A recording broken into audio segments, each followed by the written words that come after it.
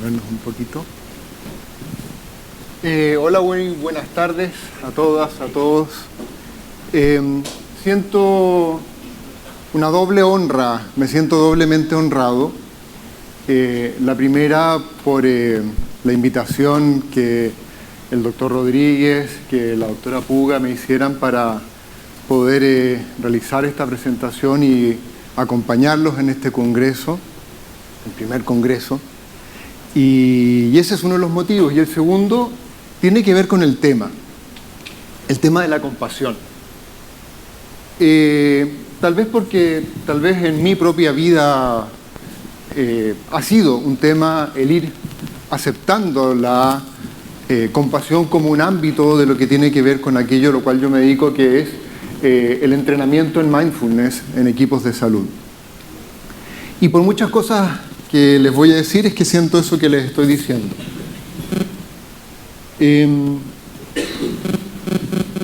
Yo aquí debo suponer que tengo... Ya, pero no importa, da lo mismo. Suelo acompañar... Muchas gracias. Suelo acompañar mis presentaciones de un poema, ¿ah? Para poner a tono, para poder conocernos, ¿verdad? Y poder de una otra forma... Perfecto. Eso para avanzar y para retroceder. Muchas gracias. Para poder crear una suerte de tono afectivo que tiene que ver con aquello de lo cual vamos a hablar. Este poema que amo mucho, ¿ah? Que no tiene nada que ver con la canción de Fito Páez, El amor después del amor. Llegará el tiempo en que con alegría te saludarás a ti mismo al llegar a tu propia puerta, y en tu propio espejo cada cual sonreirá ante la bienvenida del otro. Y dirás, siéntate aquí, come. Amarás otra vez al extraño que fuiste, dale vino, dale pan. Devuelve tu corazón a ti mismo, al extraño que te amó durante toda tu vida, a quien ignoraste. Por otro, a quien te conoce de corazón, quita las cartas de amor de los estantes, las fotos, las notas desesperadas. Arranca tu propia imagen del espejo. Siéntate, celebra tu vida.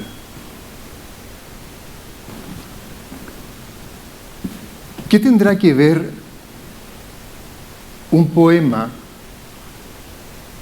que habla de uno y de cómo uno se ha de reconocer como objeto de amor y de cuidado y de atención con la compasión?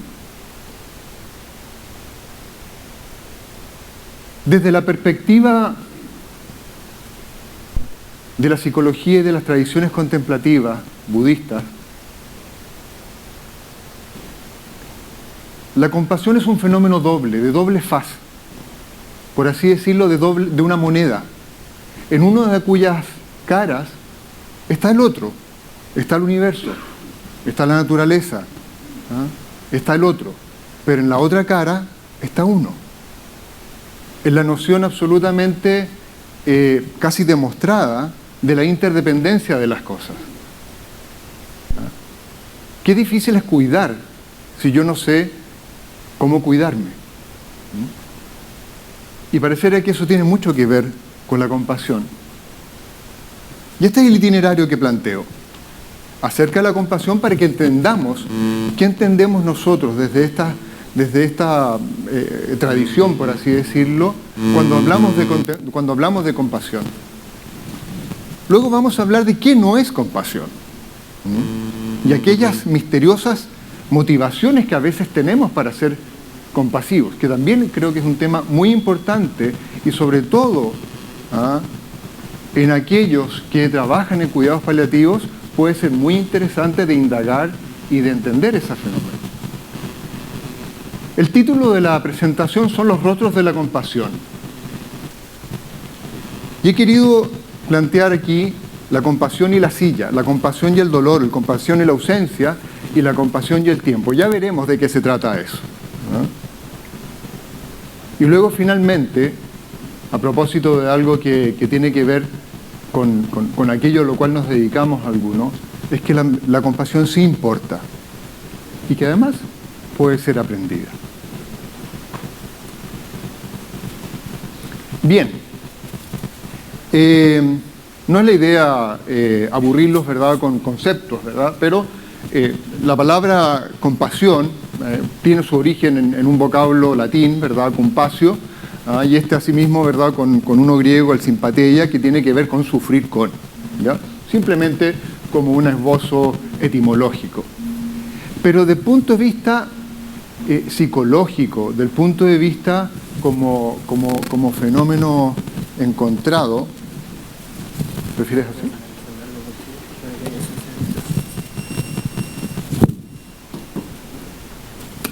No, estoy súper. Gracias. Es una conducta prosocial. ¿Qué entendemos nosotros desde la psicología como conducta prosocial? Cualquier comportamiento que beneficia a otros o que tiene consecuencias sociales positivas.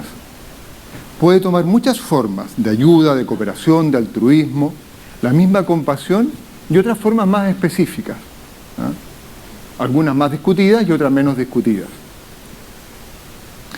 Pero cuando nosotros hablamos de compasión desde estas tradiciones de las cuales nosotros le estamos diciendo o contándoles a ustedes, la entendemos desde este ángulo, que es la toma de conciencia del sufrimiento de uno mismo y de los otros y el profundo deseo de aliviarlo y prevenirlo.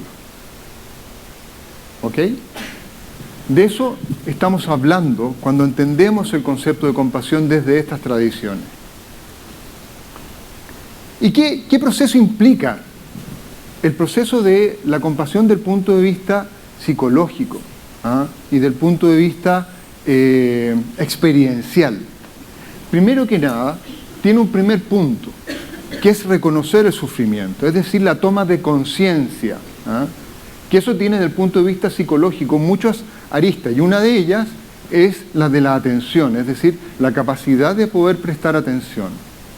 Un segundo ámbito, que es como una esfera que va englobando a la anterior, es comprender y aceptar la universalidad del sufrimiento de la experiencia humana. Aquí ya comienza a atisbarse esta raíz de la interdependencia de las cosas, de que todos estamos expuestos a él.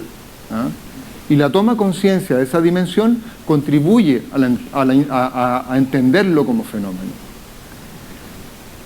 Engloba esta segunda capa el sentir empatía y experimentar resonancia afectiva con aquello que le ocurre al otro, especialmente el sufrimiento. Y esta, asimismo, es envuelta por la capacidad de tolerar los sentimientos displacenteros que emergen ante el sufrimiento. Porque esto también tiene mucho que ver, por eso es un fenómeno de ida y de vuelta. En la esfera interna, bueno, yo siento dolor, yo siento pena, yo siento negación, no quiero vivir esto que estoy viviendo al acercarme a alguien con quien sufre, ¿ya? Entonces, me tapo los oídos, cierro los ojos y grito. Y eso puede tomar miles de formas. Esos son los sentimientos que muchas veces son difíciles de tolerar cuando yo me aproximo al sufrimiento del otro. Y finalmente, y por eso se diferencia de otros conceptos psicológicos, ¿verdad?, emerge la motivación y la capacidad de poder ayudar al otro. Entonces, respecto a qué motiva el ejercicio o la emergencia de la compasión como fenómeno psicológico, podemos entenderlo desde tres aristas, ¿ya? La primera es como un fenómeno evolutivo. Esto es muy interesante y ha ido como impregnando mucho la literatura y el conocimiento psicológico en ese sentido. Por ejemplo, están las famosas neuronas en espejo, ¿verdad? Probablemente muchos de ustedes, ¿verdad?, han leído o han podido conocer respecto a las famosas neuronas espejo, y no solamente ellas, ya que es un sistema neurológico descrito en el cerebro de primates, ¿ya?, sino que también, además, está implicado con muchas otras regiones cerebrales encargadas de eso, ¿ya? Y las neuronas en espejo cumplen esa función, de una otra forma, espejar y por eso puse esta foto, y que juegan un rol importantísimo en los primeros años de vida para generar la capacidad de resonar afectivamente con los demás. Pero más modernamente está el concepto de PAM, ¿ya? El Perception Action Model, que es una teoría, ¿ya?, que tiene arraigambre en estudios, que explica que nosotros funcionamos en una suerte como de muñeca rusa, en cuyo núcleo está la capacidad de lo que es el matching, ¿verdad? Es decir, tú bostezas, yo bostezo. Esa estaría en la raíz filogenética, en la capacidad de empatizar con los demás. Luego viene una que tiene que ver con sentir empatía con el otro, ¿ya? Ahí hay una segunda capa. Pero luego viene una capa mucho más sofisticada, ya más propia del Homo sapiens, en la cual está la ayuda dirigida, específica, la toma de mano, leer en los ojos, aumentar el suero, hacer cosas muy específicas que implican una cantidad de recursos neurocognitivos indispensables para que ocurra. Ese es el modelo PAM. Y tercero, entenderlo desde el punto de vista de cerebro social. Nuestro cerebro, desde el punto de vista interaccional, lo podemos denominar como un cerebro social, es decir, también se le ha llamado exocerebro, o el cerebro compasivo, que es entendido y que de una otra forma toda conducta compasiva cumple una función social también, ¿ya? Y ahí lo vamos a ver, ¿verdad?, cómo está relacionado con aquello que no es compasión y que también tiene que ver con la compasión torcida. Entonces, como motivación psicológica, para nosotros este recuadrito es bien interesante. Hay sistemas motivacionales neurobiológicos predominantes en nuestro cerebro. El de amenaza y huida, muy famoso, ¿verdad? Cuando yo ataco, cuando yo me repliego, me arranco de algo que es una amenaza para mí, o me paralizo, el freezing, famoso, ¿ya? Está mediado por dopamina y se asocia a sentimientos de miedo, de ira, de inseguridad, de ansiedad. Está también otro sistema motivacional que tiene que ver el de incentivo y búsqueda, que está enfocado a conseguir, a las metas, superar desafíos, competir. Los sentimientos que se suelen asociar a este sistema son el de energía, motivación y alerta. El neurotransmisor que principalmente se correlaciona con este sistema es el de la dopamina. Esto lo vemos en el ejercicio, ¿verdad?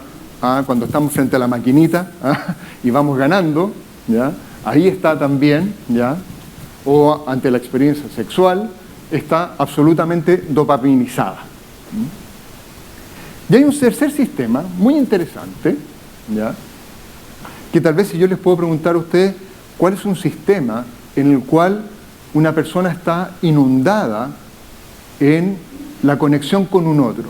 ¿Cuál creen ustedes que es? Los enamorados. O una madre amamantando. ¿Por qué? Porque el neurotransmisor, ¿verdad?, principalmente involucrado en ese fenómeno es la oxitocina. Entonces, la madre está inundada en oxitocina y el bebé está inundado en oxitocina. Y este tercer sistema de regulación emocional está enfocado hacia el autocuidado, la empatía, la calidez y la amabilidad. Los sentimientos que predominan en él son los de calma, de confianza y seguridad. Y como les explicaba, está mediado principalmente por opioides internos y por la propia oxitocina, ¿ya? De una u otra forma, la compasión busca, o en ella ocurre, que se está activado, o especialmente activado, este sistema de regulación afectiva. Y está atenuado o menos activo los otros grandes sistemas de regulación afectiva, ¿ya? De una u otra forma, por ejemplo, en aquello que hacemos nosotros, aquellos entrenamientos basados en mindfulness y compasión, es que de una u otra forma buscamos que este sistema se robustice, se haga más grande, se haga más amplio, y logre de una u otra forma generar fenómenos compasivos. Ahora, la compasión no es solamente un fenómeno psicológico, ¿ya? De una otra forma, los seres humanos somos desde fenómenos pluricelulares hasta fenómenos sociales, culturales, interaccionales y hasta espirituales. Y por eso mismo, la religión, dependiendo de cada persona, también puede ser una inspiración para cultivar un espíritu compasivo. Así lo es en la tradición sufi musulmana, así lo es en la Kabbalah judía, así lo es en las tradiciones contemplativas cristianas, donde la compasión juega un rol tremendamente central como inspiración de ella. Pero también lo es desde una tradición más bien filosófica, ¿ya? O propiamente ética. Y ética no entendida desde una tradición, por así decirlo, religiosa. También hay una ética sin religión. Es decir, en cómo quiero llevar la vida, en cómo quiero construir mi vida y si la compasión juega un rol en ella. Y por eso la filosofía también es un nutrimento en ese sentido a la experiencia de la compasión como una posibilidad y como una inspiración para cualquiera de nosotros. Pero también está la noción, y esto también tiene mucho que ver con el budismo, de la humanidad compartida. Pero también podemos preguntarnos qué no es la compasión, ¿ya? Esto es para discusión, ¿ya? Pero la discusión podemos decir que no tiene nada que ver con la lástima, ¿ya? No podemos tiempo para profundizar qué es la lástima, pero tampoco es generosidad, tampoco es altruismo. Cuidado con eso, ahí hay una pregunta, ¿ah? Tampoco es piedad. Pero también hay una compasión torcida. Esta frase me gusta mucho, ¿verdad? Rachel Raymond, ¿verdad? Una persona que ha dedicado mucho tiempo a esto que tiene que ver con cuidar a otros, ¿ah? Decía que ayudar, arreglar y servir representan tres modos distintos de ver la vida. Cuando ayudas, ves la vida como débil. Cuando arreglas, ves la vida como rota. Cuando estás al servicio del otro, ves la vida como un todo.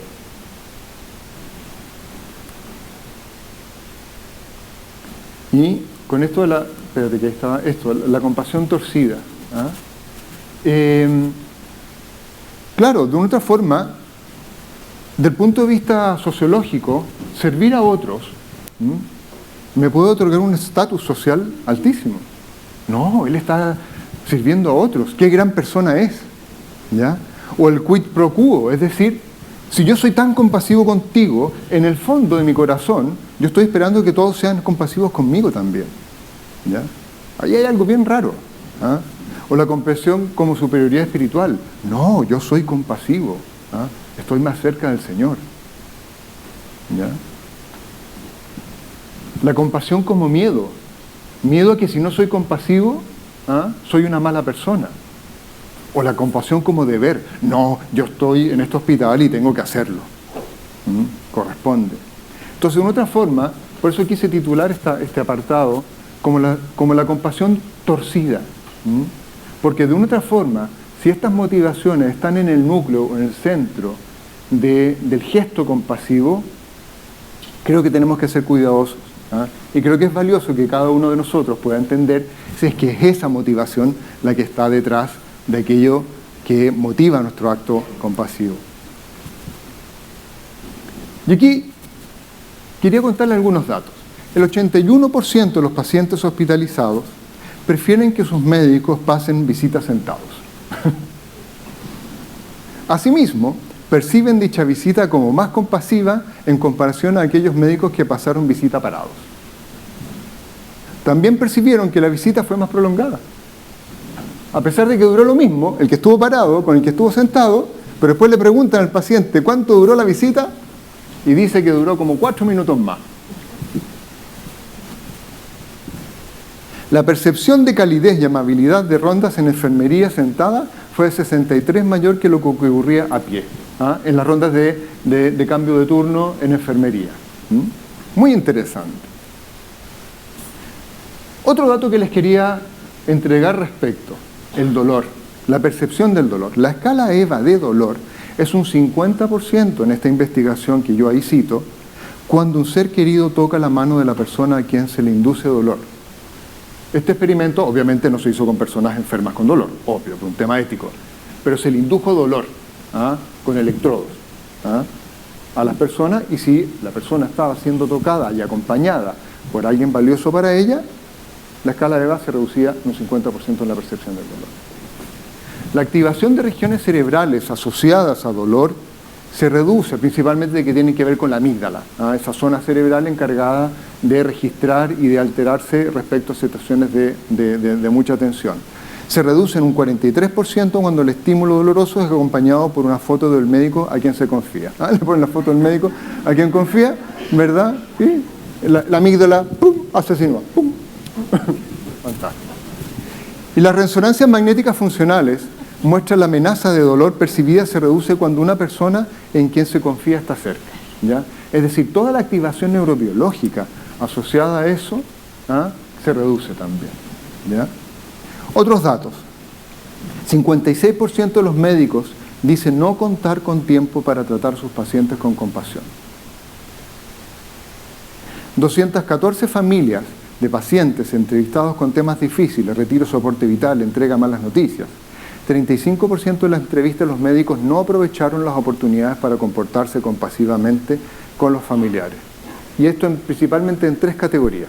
La escuchar a la familia, ¿verdad? Es decir, la escucha profunda, brindar apoyo y consuelo en momentos duros de la entrevista, y no identificar claves de ética médica y de cuidados paliativos presentes en esa entrevista, ¿ya? Es decir, lo que nosotros llamamos la oportunidad perdida para ser compasivo, que es todo un tema en salud. La oportunidad perdida. Esto es fascinante. Esta diapo muestra cómo ser compasivo demora 40 segundos en promedio. Todos estos estudios que yo cito ahí son estudios en los cuales se tomó a un grupo de médicos o de enfermeras o enfermeros y se les entrenó en cultivo de actitudes compasivas con pacientes. ¿Ok? Y otro grupo que no. Y el grupo, ¿ya?, que estaba entrenado decía frases como esta: independientemente de lo que hagamos y sin importar cómo las cosas se desarrollen, continuaremos cuidándote de la mejor forma posible. O le decían: te acompañaremos en todo este tiempo. Haremos y seguiremos haciendo lo mejor para ti. No estás enfrentado a esto por tu cuenta. Juntos analizaremos cuidadosamente las decisiones que se deben tomar y atenderemos de cerca tus inquietudes. ¿Ya? Frases como esa y muchas otras. Y una actitud particular. Bien. Y después, cuando vieron los videos, los investigadores, ¿ya?, y midieron la cantidad de tiempo que eso tomaba, fueron esa cantidad de tiempo. Y el reporte de los pacientes que recibieron esa atención diferenciada, con alguien entrenado en compasión y no entrenado en compasión, ¿ya?, reportaba, ¿verdad?, mucha mayor tranquilidad posteriormente a esa entrevista. Entonces pareciera, como dice un capítulo de un libro, que ser compasivo toma 40 segundos. Muy interesante, ¿verdad? Les decía que la compasión importa. Tiene mucho que ver con lo que escuchábamos ayer, ¿verdad?, con el doctor. La ciencia de la medicina es la habilidad técnica. La compasión es el arte. Se ha creado la falsa ilusión de que si uno es técnicamente capaz, no puede ser humanamente cercano. En lo personal, pienso que eso no es así, que efectivamente sí es posible ser humanamente cercano, independiente de la habilidad o los requisitos técnicos que se requieran.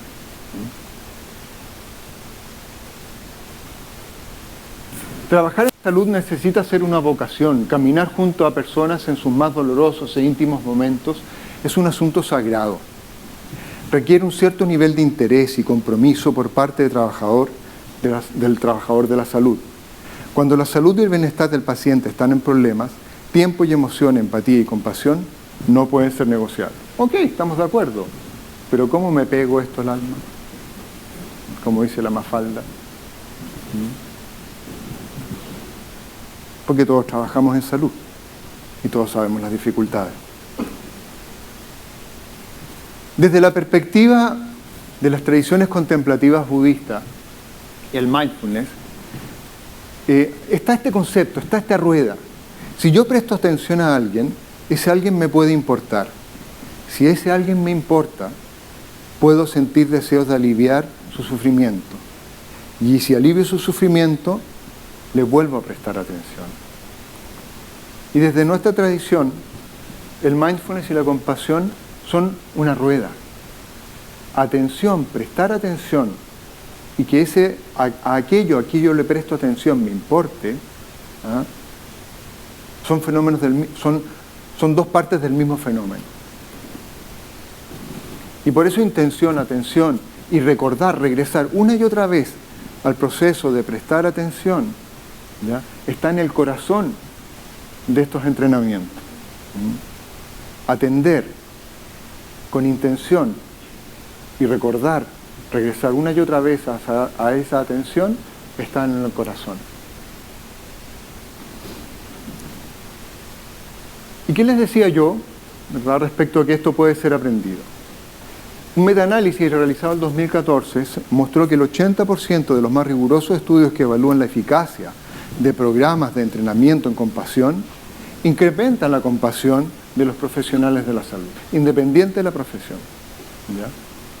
Es decir, que pareciera que cuando nos sentamos con calma y con intención a querer, ¿verdad?, mejorar esa dimensión de nosotros mismos, ¿ya?, es posible. Porque resulta que también en otro estudio, ¿ya?, se reveló de que aproximadamente el 56% de los médicos dice que ellos no pueden ser más compasivos, que no tienen la habilidad, ¿ah?, para hacerlo. Bueno, pareciera que podríamos pensar de que eso es, por lo menos, dudoso. Muchas gracias a todos ustedes.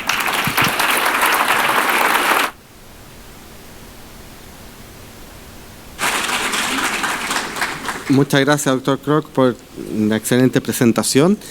Y tenemos espacio para una pregunta, por si es que alguien quiere levantar la mano. Si no, bueno, seguimos con el programa. Invitamos a la doctora María José Puga para que te entregue... Ah, perdón.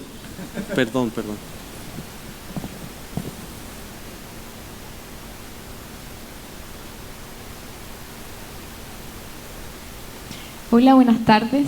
Yo soy Gabriela Montesinos, trabajo en el CEFAM de San José de la Mariquina.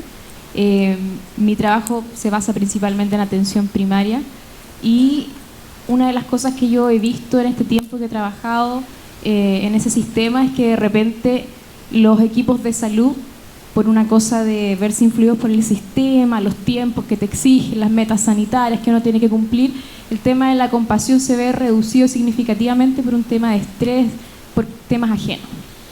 Y me interesaría como preguntarle como qué consejo me puede dar a mí para transmitirle a mi equipo de cómo podemos trabajar en conjunto el tema de la compasión y hacer que este tema sea hablado en los equipos de salud, en este tipo de espacios de atención con los pacientes, porque cuando el equipo de salud se ve afectado por esta falta de compasión, el paciente lo percibe y el paciente reacciona de la misma manera hacia nosotros y al final la atención se vuelve más tensa, como en un círculo vicioso.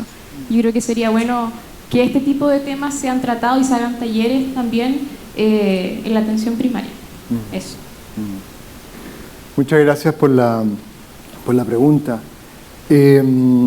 Efectivamente existe la muy difundida verdad y creencia al mismo tiempo de que la presión asistencial va impidiendo poder desarrollar actitudes compasivas. La verdad es que la evidencia no dice eso. La evidencia dice que a los 15 minutos, ¿verdad?, disponibles para hacer atenciones de salud, que muchas veces se dispone, o la media hora, dependiendo de la especialidad o el tipo de intervención que se ejerza, o los 20 minutos, sí es posible hacerlo, ¿ya? Tiene que ver más bien con disponer y decidir poder hacerlo. Segundo, la verdad es que es bastante contundente la evidencia de que un equipo que no tiene tiempo para reunirse es un equipo que se quema con mayor facilidad. Entonces ahí hay un punto tremendamente importante y potente y útil que de una u otra forma se cuenta, ¿ya? Hay espacios administrativos que pueden ser ocupados, ¿verdad?, con ese fin, ¿ya? Y ahí hay como un punto bien interesante. Y cultivar y capacitarse en entrenamientos que tengan que ver, no estoy hablando ni de mindfulness ni de compasión, ¿verdad?, que es aquello, ¿verdad?, que yo conozco, ¿ya? Pero está lleno de modelos que son capaces de aportar bienestar y resiliencia clínica, ¿ah?, a los profesionales de la salud, y que es muy importante que ellos también puedan postular y contar con esos modelos de formación de todas maneras, ¿ah? Ahí hay algo. Bueno, ahora sí hacemos entrega un presente, ¿no es cierto? María José te entrega un agradecimiento por estar acá y por la charla que has dado. María José.